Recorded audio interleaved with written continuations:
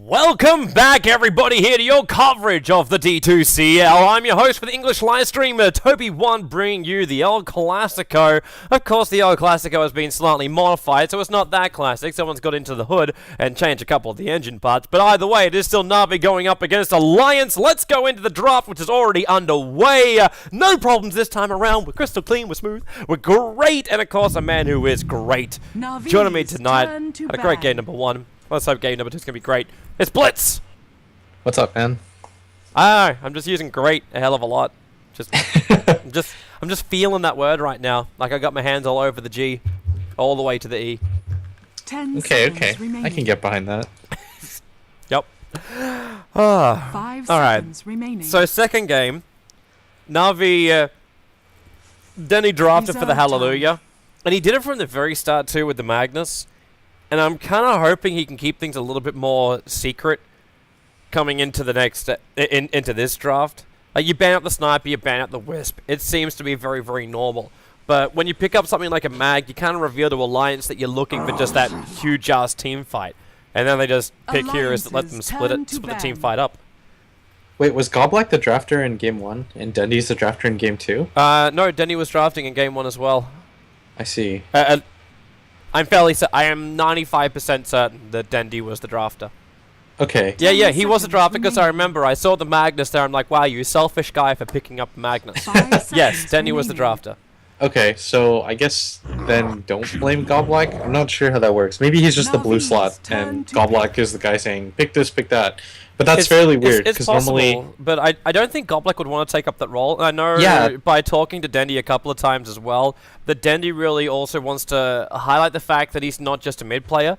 He feels like he's got a lot of knowledge. Like they did that whole like Dota 2 navigation thing with Puppy, where he tried to share a lot of his stuff. And I know when people question his item choices and his skill builds on heroes, he's just like, well, I want to make the meta, I don't want to follow it, kind of thing. So this might also be him trying to step up to the plate and take the reins of Na'Vi a little bit more. And you actually think about like who else in the team will be able to do that. Goblak was their coach at the last TI. But Vivorce would probably respect Dendy a lot more. Vanscore and Phobos would be able to give a lot of respect to Dendy. It's like that old gun that's been there from the start, next to Vivorce. They're the only 2 original members left from the TI1 Na'Vi roster. So it kind of feels like it should be one of them. I don't know how you'd feel about Vivorce drafting. I don't know if that would be... that's, judging by the playstyle, I don't know if that's the... Well, maybe it could work, that face rush style. But anyways, I was going to say... So you do remember when Vivorce drafted? Because he did draft for a couple of games when I think Puppy wasn't there. 5 seconds and then he just basically picked like 4 melee heroes that had a whole lot of strength, and just wanted to win with that. Yes, it's the run at E strat. Yep. But I genuinely feel like Dundee just got outdrafted there. I think at first it looked like they were a bit like, for example, Alliance really showed their draft and their hand. You know that the sniper is going to go mid. You know that the troll is going to go in the safe lane. If you know that the sniper and the troll are the basis of the damage, you absolutely need a lockdown for one or the other. And I guess that was meant to be the Magnus, but it felt so shaky. And especially picking the puck there. I thought that was the biggest mistake probably of the draft. I know you highlighted it really early on. You said, I don't really understand the puck. And I was like, maybe it pays off. They do need another initiator aside from Dendy, but... Imagine if you have something like a Clockwork there that doesn't need a Blink Dagger, that has an easier laning phase because he can just keep cogging repeatedly. Yeah. So the troll he can't wouldn't really have had he wouldn't have the same pressure as what Troll was able to do to the puck. Because Puck basically had to phase shift orb to get away, at which point he could never come back to the lane, where if you got the cogs, maybe you can burn the mana off, you can do the same thing to the Disruptor, so he's not sitting there the entire time, just glimpsing you back into a wall of death. And even if he does, the Troll still can't get in there to kill you. He has to attack from range. Yeah, and at least with... The Puck died anyway, so at least this way, if you have a Clockwork, you can kind of initiate the fights a little bit better, and start them in a position where you know where the sniper is, he's not going to go anywhere if he gets cogged in. It's easier for a setup for Havos as well. But in that one, like, the Magnus pick didn't pay off. Like, I don't blame Dendy's play so much as I blame his picks. Because there's no way that he was going to get a good RP off. Against the lineup that Alliance had, there was just too much spread out positioning. The cores for Alliance didn't have to stay together. Treant had to be in the front. Disruptor was in the back. Like there was just so many spacing issues. Time. It was an absolute nightmare for Navi to fight into that, and to hope that a Magnus gets a 5-man RP against that lineup, it's just impossible. Well, now we're going to be looking at a different style of lineup, as we've gone for the manliest of men, both Axe as well as Juggernaut. Yeah, this is the Havos. this is the Havos draft that if he was to draft, these were the heroes. Yeah, we just need the Axe to go to the offlane, Juggernaut to go safe lane, and you bring back something like the Dragon Knight to come into the mid. And then you can have your Treant protected to babysit them all the way through as well. It's a Centaur bottom as well. So you'd actually push the Axe, and you can run... Oh, Havos used to do this when they ran him as the third position player for Navi, and they ran the Juggernaut on the offlane. Because they're like, well, he can't die. And then everyone just started picking Earthshaker against him. It's like, oh, crap, I actually can die because I'm going to get fissure blocked. But if you don't get the fissure block, he's still going to survive because he's got spin and boots first. But they used to run like both Lifestealer as well as Juggernaut on that third position offlane. Lifestealer is no longer the hero, Toby. Lifestealer is never the hero now. No, Lifestealer just reminds me way too much of Hon. I thought that one was a better iteration. I hear it was a better hero than what it currently was. To be honest, even when I cast Hon, I didn't know Hon. the other thing I knew was what was different to Dota. Like, okay, Yield Scepter can be cast on allies. What the hey? 10 seconds remaining. Actually, no, was it Yield Scepter or was it Orchid that could 5 be... seconds remaining. That had the different role? No, I'm fairly first was their version of the Yield Scepter. You know, I've never played Han. Turn to pick. I think I played maybe 20, 40 hours. I cast more than I played. That's fair enough. At the same time, I think the same could be said about Dota 2, because you never really find more time to play. Yeah, I kind of agree with that. Hopefully that doesn't change for me. Like, I like playing Dota. That's what I do in my spare time. We already have a special room for you. 10 seconds remaining. Sick. I'm really excited about this. So you can keep doing your streaming, because everyone wants to have you do your streaming and your YouTube videos and everything else. So, alright, I believe we're already fully prepared for the Blitz factor. You guys are making me feel so at home right now. Hey man, you're going to arrive when our big studio is going to come up, and then we're going to bring back Talk Dota. We'll have Blitz, Cap, Durka, myself, Zoe, and we'll have Hani, who's like, he literally lives below Zoe and Milk. Like, it's going to be the best. We're going to have a great time in Germany. We're going to have a fantastic time in Germany. Alliance seem to be going for the aid strat. We have Venomancer and Viper together, and this... I really like the way Alliance are actually drafting this. They've got the perfect initiation into the Shadow Fiend. I want to look to see the timing of the Bat Rider, primarily because I want to know when he's going to get that Blink Dagger and can initiate onto the Shadow Fiend. And if it's before SF is at a position where he's got some good souls or some decent farm and has taken his own stacks. I'm also interested to see if the Bat Rider tries to come and contest the stacks. Who was it? I think it was actually... I'm going to say this name and I might get in trouble because of the roster changes, but I think it was Mag that did it really well. As well as... I'm going to get in even more trouble for this. As well as Funnick. That did this really, really well as a Bat Rider. When you're on the dire side, you just Firefly yourself over. Normally you try and contest the easy pull spots, but you go deeper into the jungle, and you put an aggressive ward up on top of the cliff to see the stack points, and you wait until they're like double or triple stacked, and then you Firefly farm that. So you find your level 3 from contesting the supports who are pulling, which screws them up, and then you go and screw up the mid solo who wants to try and flash farm at the point. I almost feel like this Bat Rider can make or break this game for Alliance now. Yeah, and I think he's actually going to have a relatively okay time, because Jug doesn't really have a whole lot of ways to pressure him. If Bat plays the spacing correctly, the Earthshaker, you can always just Firefly over the Fissure. And the thing, too, about Navi's lineup is that here's an underrated thing that you should consider, is that you have to stack the jungle for the Shadow Fiend, and the Axe at some point has to get his Blink Dagger. So you need to sacrifice stacks for him as well, right? So primarily, they're going to be playing in the jungle.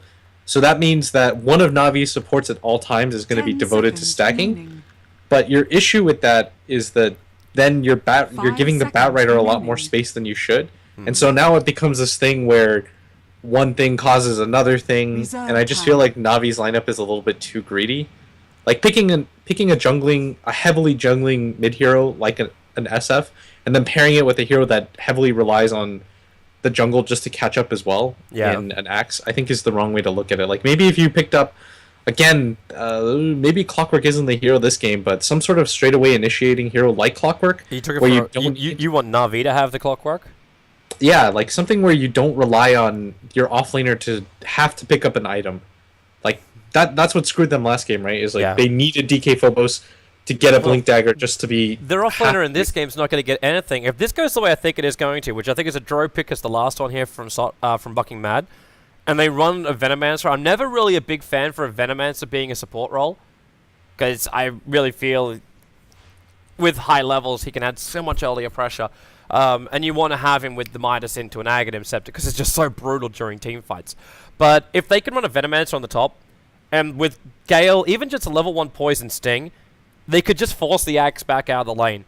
And he's not going to be able to outrun the Venomancer. You get Poison Sting and Boost to start with, and the Axe is going to get nothing on the offlane. A Juggernaut as well. I don't even care who you put in the offlane now. You're not going to be able to contest Alliance's lane. And if Alliance do try and run someone else in the mid, we actually get a Luna, so it is going to be a support Venomancer. It's not exactly what I was looking for from Alliance, because I was looking for the global aura, but this now is another way where you can force down lanes. I know NIP Era was playing a lot with the Luna too, and I say a lot, I think it's like 2 games, but I liked it when he played it, so I'm going to say it was good. But the fact you're able to add so much more pressure into a lane, like the Lucent Beam, even the mini-stun's going to buy time for Vengeful Spirit to catch up to the Axe, or the Venomancer to hit his Gale. I'm loving the combo from Alliance. It's perfect in my mind. I love their draft. Yeah, I think this game... Okay, so Na'Vi have the Shadow Demons as well. I guess that sets up okay. You can disrupt and then call. Maybe... But who are you doing that on? Like, you don't want to do it on the Viper because you're probably not going to get a kill. If you're doing it on the Luna, the VS, and the Venomancer should be right behind you. The Batrider is the best one to do it on, but the only chance you're really going to get is when he's trying to contest your jungle farm, so you disrupt him. And then what? Like... You have a follow-up fissure, he'll probably still have Firefly unless you just catch him at the inopportune time. Yeah, I think the issue right now for Na'Vi still stands, is that they have way too many heroes that rely on the jungle. I guess the SF can stack for himself, that's what a lot of Shadow Fiends do on the Radiant side, but still, like, you've got a Juggernaut that at some point will get a Mask of Madness, and to feel safe on the map against a Batrider, because it's so easy for Alliance just to rotate both their supports to kill him. Like, he has to abuse the jungle as well, you've got an Axe that is not going to get anything at top if Alliance plays their lane halfway properly, like you said.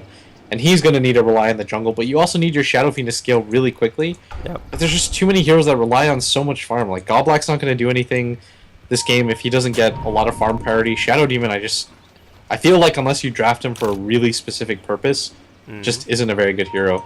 Well, I kind of want to do my prediction before you do your prediction. Okay, shoot it out. I'm going to say Alliance going to get the first blood. And okay. I'm even going to be so bold as to say it's going to be on the mid lane through a smoke gank. Okay. And Alliance win overall in 35 minutes.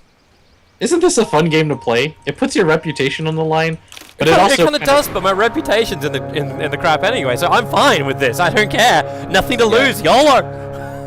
I just go for it. Man. The battle begins. We're irrelevant for now, so who really cares what predictions we make? But we're first in passion. That's what matters. Yes. Yes. We're gonna put our butts on the line. So we drenched Dota 2 in passion. So what's your prediction before we hit the waves? I say Alliance also gets first blood on the mid lane, and actually I think for difference sake I'll say that they get it in the top lane. And because I just think DK Phobos, he looked a little bit shaky in the offlane, but I'm not sure if it was the puck pick. But I'm really going to say it was the puck pick because I know he's a good player. And I think Alliance wins this in 40 minutes or so. Pycat's in a little bit of trouble here in middle lane. We might be both wrong as Pycat. He needs to get himself a little bit further away. He's trying to actually kite out Dendy. Golblack doesn't have another fissure. Up to the high ground. They do have an Observer Ward, and this is giving them the opportunity to keep attacking Golblack. He needs to try and attack him so he can catch up to Pycat. And Pycat's actually dead. Golblack needs one more attack, and we're completely wrong. Our reputations are drudged through the mud. We have been removed like the character from Game of Thrones. We lasted for 1 minute, and that was it. And just like that, we get a little bit more relevant. But it's oh man, I really feel like Pycat could have survived there if he didn't go for the turnaround. Like, he was trying to slow Dendi, but Dendi doesn't have boots, and he actually went for Necromastery level 1. So I feel like that was more of a misplay. Like, he didn't have to go back to Orb Dendi to slow him down. Like, he should have been in an okay position to get away from that. But I guess the bigger thing there was that it was just a really good Earthshaker block. He definitely didn't see that game coming. And Goblak actually had boots, which is something you rarely see Earthshakers have as a starting item. Like, normally I think it's like Honey's Honey's the only one I've ever seen go boots first over on an ES. Yeah, because you don't need it, right? Because Fissure is so long that it doesn't really need to position. It's the movement between the lanes. Like, you remember when classic Jimmy style, as well as No Tail, and they would run this Earthshaker as like a third support, and you just move up and down the river, just making sure that your cores on the mid as well as the bottom were fine. And then just threw in an extra jungler as well, just so you can balance the gold you're losing on the offlane. I kind of feel it's along the same lines. Courier. These are just fake Venomancers coming in, but they're already taking the bottle back down again. Even the fake Venomancers are going to cause some troubles. And Goblak and Denny are both moving down to try and deal with this. The Courier's coming back again, but Denny's realizing they're not going to do enough damage to get to kill off the Courier. Yeah, and Phobos has actually just immediately gone to the jungle. He realizes that top lane's a wash. I feel this is definitely the correct move by him. He's not going to get anything at the top lane. It's a Venomancer, a Vengeful Spirit, and a Luna. Like, any combination of two of those heroes can zone you out.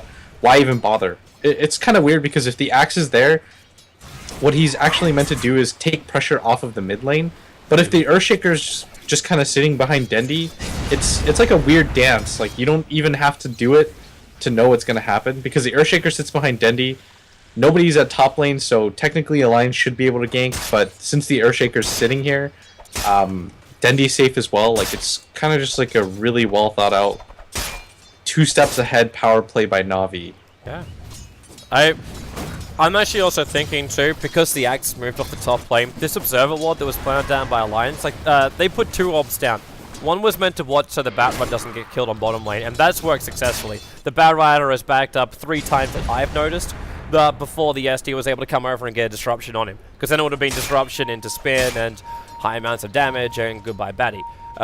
But because they put the ward up on the top lane and the Axe isn't really there, they didn't see that initial move into mid, because there was no vision on any of the wards, on any of the runes from Alliance. So they don't see the river rotations coming at all. If they had one ward watching that top rune, they would have seen Goblak coming to start with. And for some reason, Pycat, he's battling because Arce's on the way down. The Fissure will come, but Arce has Venomous Gale, so they can just basically lacquer on the gunk until 1 raise, 2 raise. Danny is the Shadow Fiend, keeps the control of Goblak. He actually missed the Wave of Terror. The Wave of Terror only affects the Shadow Fiend, and then Danny even just turns around to deny him, realizing he's been aced up, and, well, he found the cure. Oh, well, Euthanasia's not the cure, but it did the job. That was such a sick play by Dendi. He timed that out really well. Both late raises connect for them. Really good rotation, I feel like, by Alliance. That should have been a 1-for-1 right there, but Dendi able to get the deny off. And typically you pick Venomancer just so you can stomp the mid lane. Like, if you really consider the hero, think about its strengths and weaknesses. It wins the lane, but it's incredibly immobile. It doesn't flash farm, it can't jungle, and it doesn't gank very well. It's a very static hero. And so if you're picking it for the mid lane especially, not even as a carry role, as a mid lane, you're only picking that hero to stomp the mid lane. Like, you're trying to slow down the SF's farm, you're zoning him out of levels, but after that first rotation by Goblak, it's just set the pace for this game. The SF's got an absolute advantage right now. He hit level 5 before the Viper did. With level 3 raises, he's actually able to trade hits with the Viper. And now you're kind of seeing a hero that isn't very useful on the map. Like, this Viper isn't going to provide a whole lot. Now you definitely need your Batrider to get as much as possible. I'm still gonna, like, well, one way for Phobos to die these neutrals again. He went down to like 30 life points before trying to farm up a triple stack. No, I'm sitting on the other side of the fence because I think we're avoiding the look at Loda. We haven't really talked about the effect that this Luna is going to bring, and just how big an effect it's going to be during the team fight. Because you think about it, the SF, you pop your 3 raises, he wants to keep his damage going. How is Dendy going to do that if Venomancer is capable of getting an ultimate off? You can have VS who's also got stuns or swaps to change the positioning. Viper, even with low levels, you've still got a lot of poison. You've got your Viper Strike. You've got your ability to stay alive through your Corrosive Skips. It's a real pain in the ass. And you got a Batrider that can get control as well through BKB. I think Alliance have everything that's still going to work that allows them to take the team fights, but before they do it, they have to look to the tier 1 towers. Use this early aggression which you can get from the Lunar Aura and force out the building, especially the tier 1 tower on top lane. Get RK some level so he can have his Plague Wards up as well, so you have a full back position that the Earthshaker and Shadow Demon can't fight into, and then the Axe and the Juggernaut just keep getting slowed up as they get Poison Sting affected by these Plague Wards. I think that's the way that Alliance should go if they want to try and take a 2-0 victory here. Yeah, they absolutely have to get active on the map early too. Like I said, this Viper isn't going to provide the utility that you want from him anymore. Yeah, he's not going to. The only way to get active is to get the Blink Dagger on Batrider, and when he keeps getting like double Mud Golem stacking up, this is not the way to have that happen. This is a Batrider game, like you said in the beginning. I absolutely agree with you there. If the Batrider can get going, he can apply pressure. I don't even know if SF's the target, because you have to know at this point that Goblak's sitting behind people, and the SF is the most likely target at this point. And Loda has to be a little bit careful here. He could get Fissure blocked off, and with Phobos waiting in the wings as well. He's about to hit level 6. The only issue with Luna as a core is that she's got incredibly short range, and so getting initiations off on her are really easy, but she's not what Troll or Sniper is last game. She's a team-fighting hero, essentially. Yeah, and that you have to play around her as well. She has to come in close, but I think that's also the reason why Loda's doing what he's doing. Obviously, he was full mana, so he wanted to use a Lucent Beam anyway, but he's trying to chip away at the 2 heroes which are on top, so if they do come in close, then they drop too low that they want to force any kind of issue. And if you get a Venomous Gale on you, even if it's just level 1, you're still getting massively slowed. So you can't just chase for the kills, and that will allow the Luna to play more of the kite game. And if they run too far away from the creep wave, then Eclipse turns on, and then you instantly regret your decision. Yeah, I think both offlaners this game are going to have the biggest impact. I know that sounds really obvious and stuff like that, but if Batrider gets a quick Blink Dagger, and Phobos gets a quick Blink Dagger, both of the carries on each side have to be really careful. Just because Luna, you might as well consider a melee hero, and Jug isn't very tanky, actually. Phobos missed the follow-up initiation. Goblak went for the Fissure onto Pycat, which got the stun because Pycat, for some reason, just like stopped to smell the roses in the water. And then Phobos walked in, but he couldn't get in range in time for the call. And this is the downside about not having that Blink Dagger. And he's also being slowed up a little bit. I actually kind of want to go back to something you were saying during the drafting phase, that Navi's lineup is just really greedy. Because it relies on items more than anything else. It needs levels on a lot of these heroes. And because Axe is practically farming up this camp, the one he's on right now, that's where he's been farming most of the time. Like in the early stages, he's farming up the camp that Dendy was on, but the jungle is getting really cramped for Na'Vi, where Dendy wants to flash farm, because he's the one building the mech for his team, and Phobos needs to get the Blink Dagger, but he's also struggling to do that, because he's having to triple stack, take a crap ton of damage, and then wait for 1 or 2 minutes until his Tranquil Boots have managed to heal him all the way up again. He's still going to get his Blink Dagger at a really reasonable time, though. Like, Nikwa could afford one as well. Navi's draft is really greedy, but at the same time, Alliance is playing kind of this patient waiting game. Like, they're not taking any towers. They're not pushing any of the lanes. Like, it's 2-1 right now, and their 1 kill has been a denied Earthshaker, right? So I don't even think that counts. Like, you didn't get anything out of that. So, although Navi's lineup is a lot greedier, if the game just kind of proceeds at this rate, it does benefit them greatly. Like this Axe, once he gets his Blink Dagger, then the greediness is paid off, right? Dendy. This Blink Dagger, Nikwa. He's trying to get in range of Dendy, and he's going to get that. Lasso him back, go into the Viper Strike. Defense disruption will still be there, but they'll find the right Dendy. No, they won't. The Viper Strike, yes, they do. The Magic Missile went to the roll 1, and 1-2 raises. Pycat dropping so low. The third one fits the job, and a Force actually comes in at the perfect time for the Omni Slash to catch Alliance in the river. But Loda, I don't think you really want to do that, man. Man's caught on the wrong side of the river, and they're pinging out saying, I think we saw him run. Yeah, they did. So they're going to cut him off for the pass. In fact, he'll just TP out. But Alliance, the first reveal of the Blink Dagger does not go successfully. Yeah, Na'Vi is actually... Okay, so what ended up happening, I feel, happened in the sense that Na'Vi don't have the best ways to initiate fights. Like, yeah, they've got that early pickoff on Pycat, but I feel like that was a wash. The bigger thing is that every time Alliances try to get aggressive on the map, Navi's supports have been in good position to counter back it up. And Alliance are still... I still consider that deny a non-kill. So it's technically 4-0. Like, they don't have any kill gold right now. Yep. And Navi have just been able to play that spacing really correctly. Their supports are predicting exactly what the rotations are going to be. I think that was really smart by them because they assumed the Batrider hadn't shown himself for so long. You can reasonably expect a Blink Dagger to come out from a Batrider who's been jungling at 9 to 10 minutes. And that's exactly when the Shadow Demon and the Earthshaker started rotating to the mid lane because they anticipated that timing. I can't believe as well how unlucky Alliance are getting. Yes, Na'Vi are rotating well, but I just saw the Batrider get Radiant's 2 more top sets of tower Mud is under Golems after attack. he managed to clean up the first 2 sets he got. Like, nothing goes right for Nick with a Blink Dagger initiation doesn't work for him. Radiant's And he structures still are can't flash fortified. farm to his next item, Radiant's which top is basically tower just is Tranquil under Boots is attack. all he wants. But they do take out the top Radiant's tower. has fallen. And this is also going to be another point of contention, is the fact that Na'Vi has been watching that Alliance has been Dire's stacking middle up the tower Ancients. is under attack. Because Loda picked up an early Radiant's helm with the top Dominator. tower is Looks like we got a under little bit of fun as well as Vanskor got himself stuck up on top of a hillside by Nicholas Lasso. So there will be the first official kill coming in here for Alliance. But yeah, Navi's coming over to contest the Ancient stack. And Arke's also on the run from Goldblack, who has a haste screen. So Arke can't outrun this one. He's got a couple of Plague Wards which will help him battle up against Goldblack. Support coming in from Phobos. There goes your Fissure. And Phobos, he does have Culling Blade available. So there's your first attack. Mad, he doesn't have a way to get him out of here, but with the Magic Missile stun and the Plague Wards to focus on the Goldblack, he's still taking down. In comes Loda with a Losing Beam, and it's an overcommittal coming out from Goldblack. He thought with the haste rune he'll be invincible. Danny's looking for a bit of a mop-up as Mad. He's got 2 stick charges, but that will not be enough. Actually, it would be enough for a Magic Missile, but not enough for a kill. Loda, Havorce, Omni slashes up. He turns on the Eclipse, looking for the first kill, and he can't get it. In fact, the mech from Danny even helping Phobos to stay alive there. Havorce in the middle of the Omni Slash, so he wasn't affected by it. But we get a very quick trade coming the way of Na'Vi. And they didn't finish, and they did finish up the Ancients by the looks of it.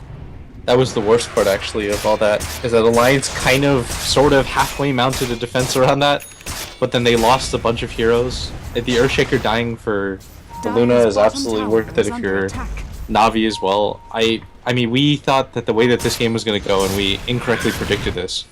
And that's part of the downside of going for the YOLO, who do you think is going to do what, is that what we never take, you can't take into account before that is, yeah, you can't take into account the way that the people are going to play, right? Yeah. Na'Vi have played this really well. That old phrase of like, oh, they won it on the draft. Like, we've been hearing that since the dawn of Dota. And really, it's like, you can win on the draft, but you have to also execute it. And if you can't execute your draft, then it's not that great. And when you have a lineup like Na'Vi's, like, the reason why we probably both didn't have as much confidence in it, because we both felt it was too greedy. You needed levels, you needed items. There were so many things that you just needed to make happen to make this draft really, really successful. And there were so many things that Alliance could do to stop it from being successful. And it just hasn't happened that way. Because Na'Vi, it pays off. And when you play Greed, they went for a value draft. And they've got rares raining from the heavens. Yeah, and I feel like the way that Alliance should have played this out is, I think they pressure out that top lane a lot sooner than they did. Because DK Phobos got so much out of the jungle, and it's not even like they pressured the top lane early, right? You mean like there was no trade-off? Oh, Nicola, you were in so much trouble. Luckily, it's got Firefly to go down, but Dandy, 1 raise and a Culling Blade, looking for the second one. He's out of Firefly. He might get denied by the neutrals, but the Yule Sitter from Dandy sets up for the medium raise. The Batrider will drop, and Dandy even managed to farm up the camp with that last raise as well. Yeah, the problem is, remember when they went for the top tower? It was when Nikwa got his Blink Dagger off the bat. That was like 11 minutes in. And the top tower was still standing, but there was nobody in that lane for such a long period of time that I feel like the correct move there is to force the Earthshaker over to the top lane, because that's what would have happened. If the top lane gets pressured, the Earthshaker rotates, the then it Fissure, opens up. Havorce, he's got Omni Slash right now. Pycat getting munched up, and he's isolated. He went too far up, even with the mech triggering up. It won't be enough to survive. As the SF Requiem also rips apart Alliance. We may be seeing a pre-20-minute GG at this rate, as Alliance have just lost 2.5 cores. I do count the Venomancer amount of space they gave to Arke on the offlane as a core. He's half of a core. Yep, hence the 2.5. He's got 1,500 now. He's got 1,500 gold right now. He's kind of farmed. And Havorce just finishes SMY 15 minutes in. with an Orb of Venom as well, escaping from this Juggernaut is even harder. Illusion. And even if you do, like, you got Purge, you got Defensive Disruption from the Shadow Demon, so if you're trying to initiate it on a Vorst, you're kind of screwed. So what does Alliance do? You try and force a tower, which they did, and then Na'Vi just fights them. Because they know they're superior. I mean, if Godblack farms out the remainder of these creeps, which he'll do so now, as long as he doesn't die, then he's also got his Blink Dagger. They're buying in space for another totem, and then... boom. That's Blink Dagger. Yeah, now Alliance's pick-off potential has been really weakened. Again, they don't have a mobile mid-hero. They have to just kind of get into 5-man scenarios now. Now, they don't have the burst damage to follow up the bat either. Nikwa! It's not real! It's a lie! They might be fast enough, though. They 5-man smoked Alliance into the pit.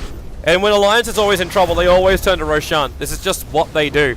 And they're too late. Phobos, he knows there's 2 perfectly grouped up to go for that blink call. In fact, there's 3 in a perfect position. But with the Plague Wall being dropped down from Venomancer, it's so hard to get in close. Vorst goes into the spin. Pinecant still has the mech available.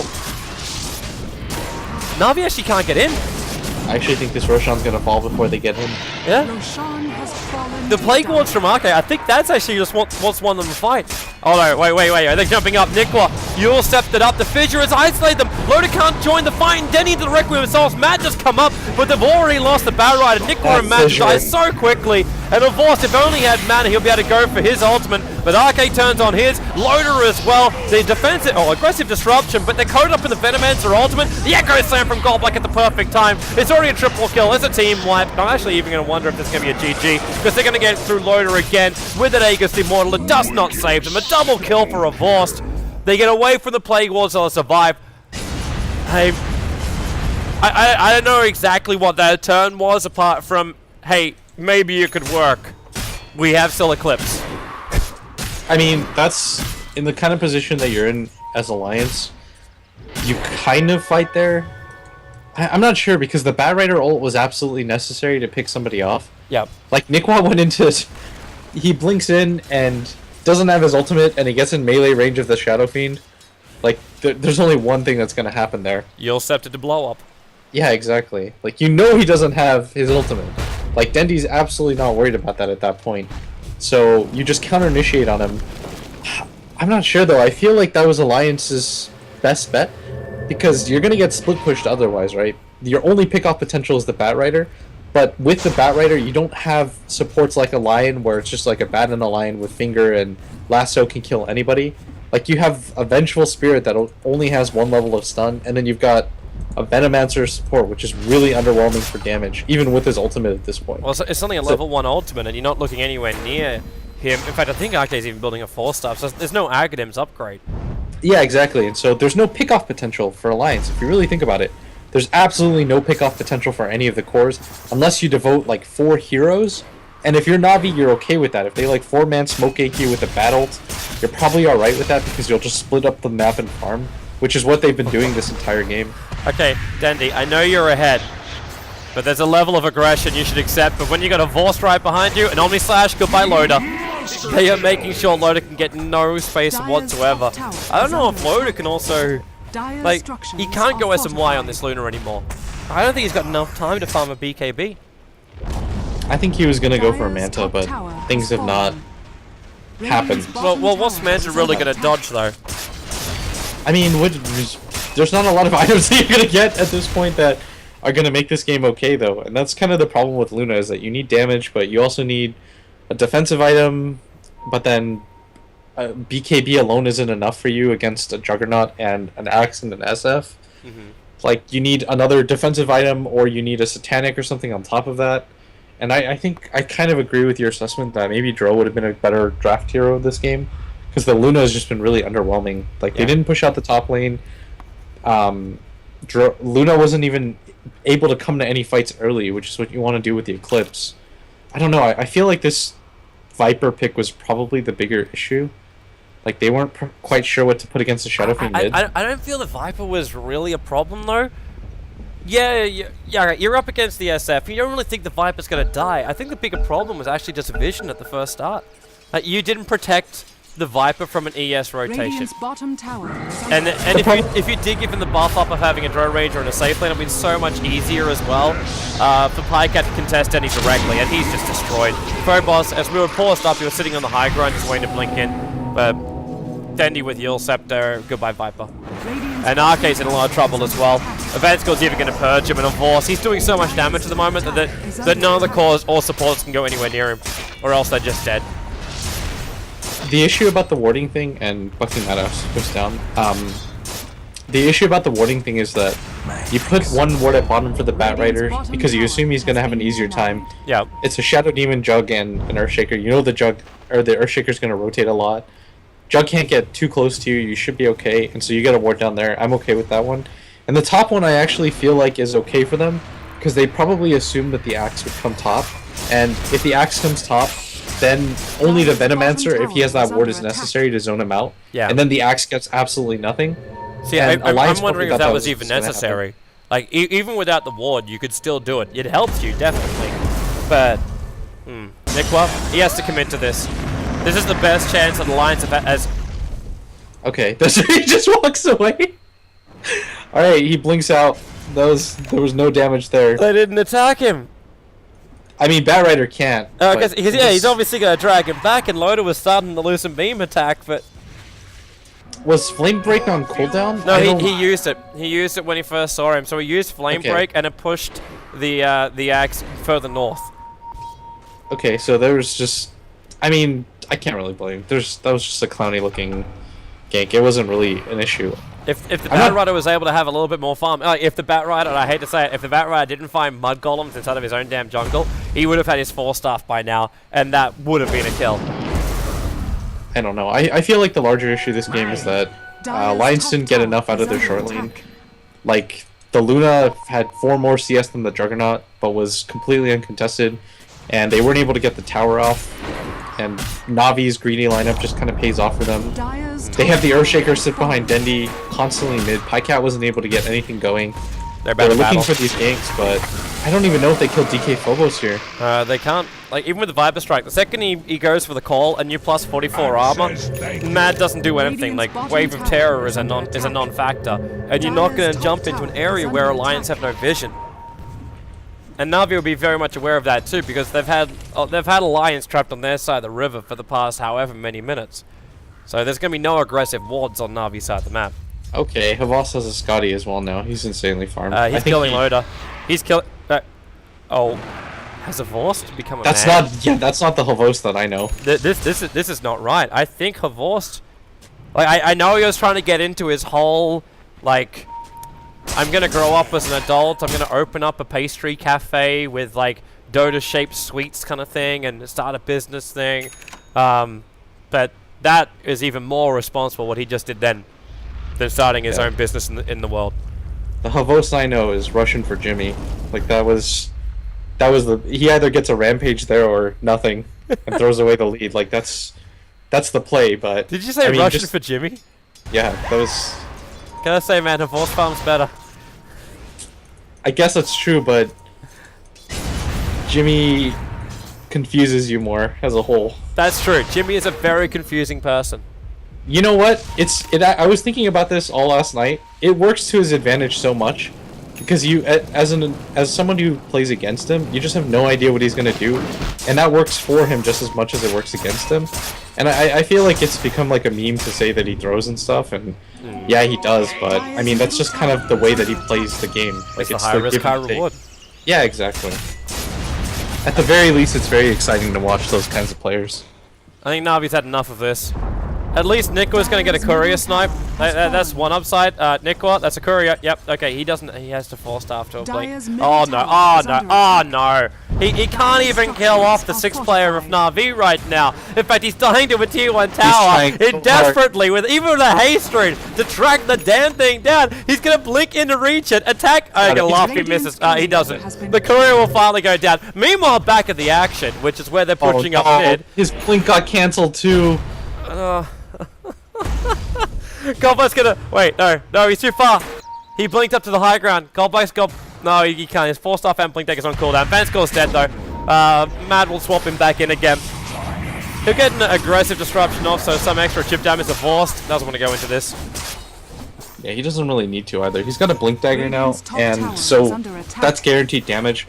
I don't even know if not or Alliance can burst him down. Like, things would have to go perfectly for him. With all of his HP and his armor, he's got 19 armor, 2500 HP at max. With his healing ward up, what would have to happen is Alliance back grips him into a Radiant's Luna top tower ult, is into under a Viper attack. ult. Right after the Bat ult ends, the Venge stuns, and then I feel like there's like a really good chance they kill him. But if he gets the spin off for even half a second there, he just gets away. Radiant's top tower is under attack. That's not even considering the mech on the SF and the follow-up Earthshaker Radiant's Fissure, middle tower or the is under disruption, attack. or the call. Like, that's just what has to happen to kill Havost.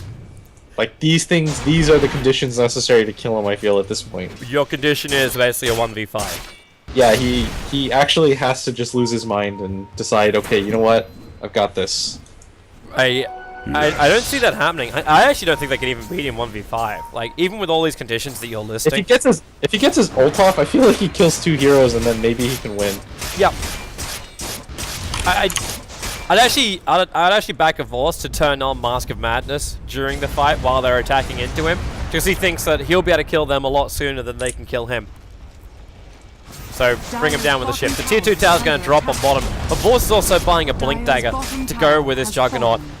And that for me just flags the fact that a Vorst wants to pick up outside the base. Look for the aggressive observer wards coming out from Na'Vi. Mainly one around the mid as well as one up on the top, where the Dire actually have observers and sentries already down. And he'll just blink, Omni Slash, kill off Luna, Viper or Batrider, and then Na'Vi as 5 just push up. That's all they really require. Just make sure they're fighting into a 5v4 lineup. Alright, so we incorrectly predicted what happened in the beginning. Whatever, we suck. Let's get past that. We might be right about the timing, but it's for completely the wrong reasons. Yeah, whatever, we're 0 and 2. You know what, before this day... Maybe we could be right about this. So Chad trivia time. Thank you, Nahaz. Only one hero has a 60% win rate in 100 plus Pro Dota 2 games matches since February 1st. Name him or her. Dire's middle tower It's is under Juggernaut. attack. Radiant's top Really? tower Or is Shadow under attack. Fiend. I'm know. gonna say it's Vengeful Spirit. I don't know, man. I feel... Maybe Actually, this is... no, I want to take it back. I want to say it's Lion. I actually believe the support's going to be a bad thing. Fission now on the Pycat. Nice little jump in from Nikwa. Controlling up a Vorst. They still need to hold him here. 5 to strike. Magic Missile's already been done at a Vorst. Bang, bang, bang, bang, bang, bang, bang, bang, bang. There's 2 players down. Mad TPing out the trees. He's going to get called. It is just all coming up bricks of crap for Alliance right now. With 3 down, that's the go to push. I will say though, I was correct. If the Luna ult hit Havost at the same time there, he would have died. If he got 1-on-4 there, he would have died. But it still would have had to be just him, because the Earthshaker was so close. The Earthshaker would have soaked up a couple of the beams and then Vorst wouldn't have died. I'm just saying that was the condition that had to happen. As he literally had to be in a 1-on-4. No, if we get the conditions right, yes, we will create Dr. Manhattan. Yeah, this is... Okay, so...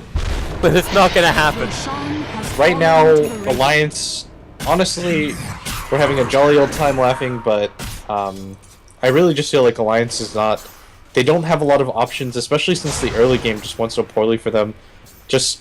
I feel like I kind of agree with you. There were a lot of things that were out of their control, like the Mud Golems happening left and right. The Batrider, the deny off on the Earthshaker for the first gank.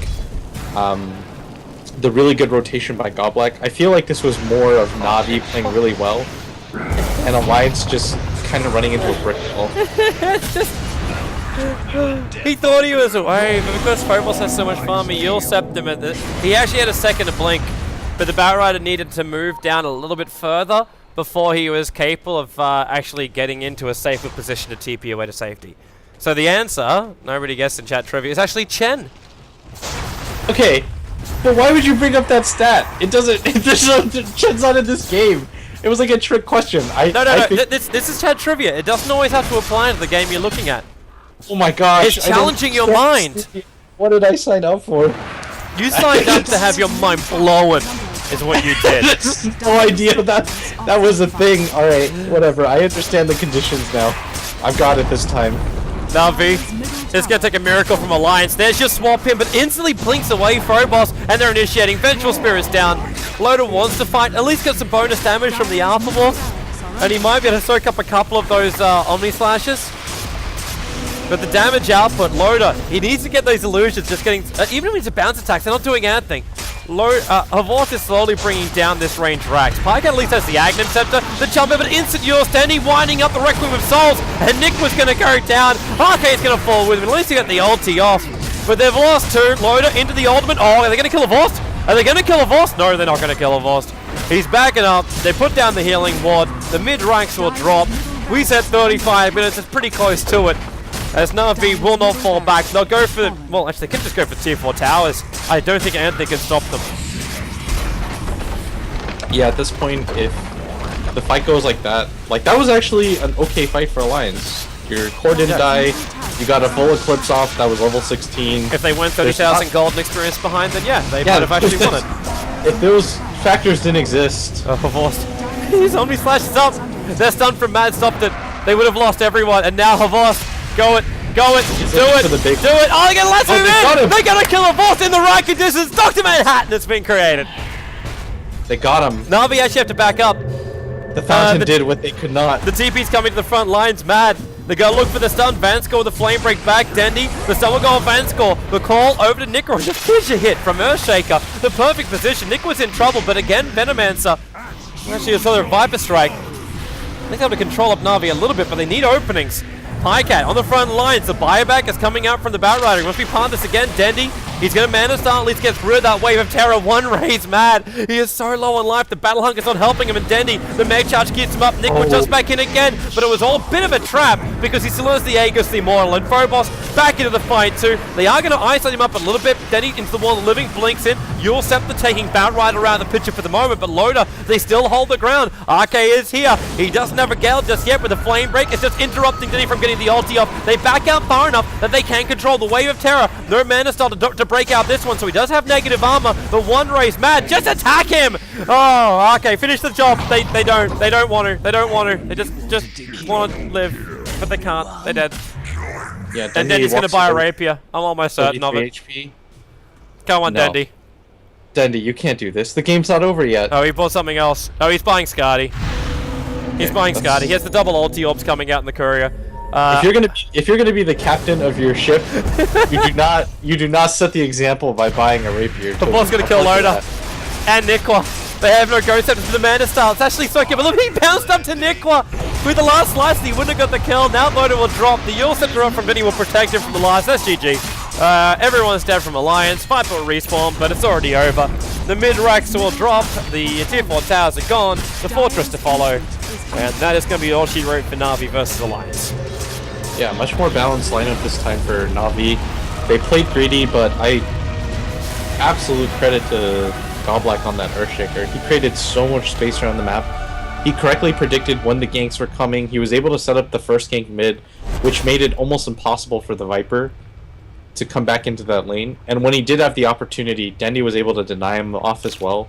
So kudos to Goblack. I really felt like he just played that Earthshaker really well. Like, it wasn't just him sitting behind Dendy. It was him accurately moving up, knowing when to go for the kills, being able to pick up that boots off the bat, get the first blood on the Viper, set the tone early for your lane. I just felt like he was the MVP of this game for me. And I'm not going to disagree with you. Right now, though, I do want to go to a break as we have ourselves roughly 10 minutes before our next game will begin, and you will not want to miss this one. NIP, one of the greatest teams in the European scene right now, will be going up against Team Empire, formerly one of the greatest teams in the European scene, but a little bit of a rocky road of late. But we'll see how they go today, as we are going to go to a break and come back for our last 2-game series for the D2CL for tonight. Make sure as well you do buy the ticket inside the game. It supports the prize pool. You get some cool Slark stuff, as well as the HUD, if your eyes can take it. It will also be yours, and a couple of other things with the Skywrath Mage set. So get yourself over to the store. You can buy it. I'll show the commercial right now, because you guys can then laugh at the Mario stuff. But that'll be coming up in just a second. So thanks for watching. Stay tuned. We'll be back in 10 minutes.